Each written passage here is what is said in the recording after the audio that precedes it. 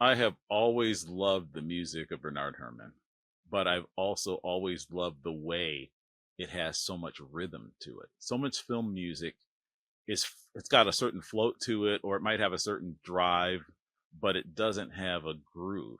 And the great thing about Bernard Herrmann's music is almost any picture you can consider that he did the music for, there was also a rhythmic element that was actually a groove. And if you look at a movie like Vertigo, for example, there's a piece called Carlotta's Portrait, where it actually has this great, I think it's called a habanera rhythm, but it's a dun, dun, dun, dun, dun. While all this beautiful stuff is going on, there's a very insistent rhythm that goes throughout. And, or if you look at some of his other scores, anything that he does has a rhythm and it's got a groove. Even the stuff in Psycho, like the prelude to Psycho from the movie, it's got some real dun dun dun dun dun dun. It's almost like a rock and roll metal guitar player, like chunking away on a muted kind of thing on the neck.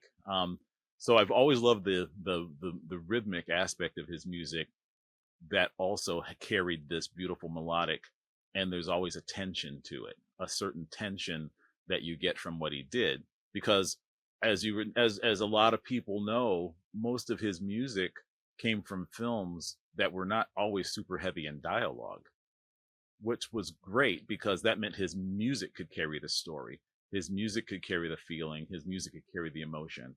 And Psycho, again, when Marion Crane is driving in her car in the rain, the music sounds like the rain slashing against the window.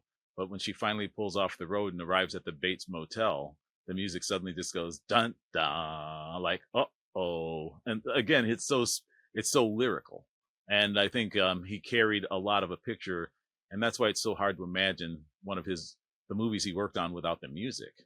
Now, when you listen to trip hop music, down tempo music, there's always this orchestral film noir kind of element, but there's also really strong beats. And in today's music, the idea of a strong beat is a lot more of a hip hop, a more of a DJ, more of a R&B ish rhythm.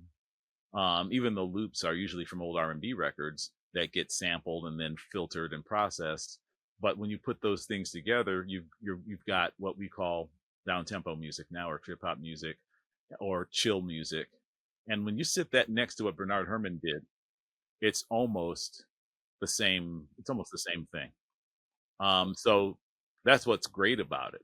And so if you combine those wonderful rhythms with, um, if you combine those wonderful rhythms with the the beautiful melodies, you've really sort of in the modern day done sort of an evocation of what Bernard Herrmann was doing in his day.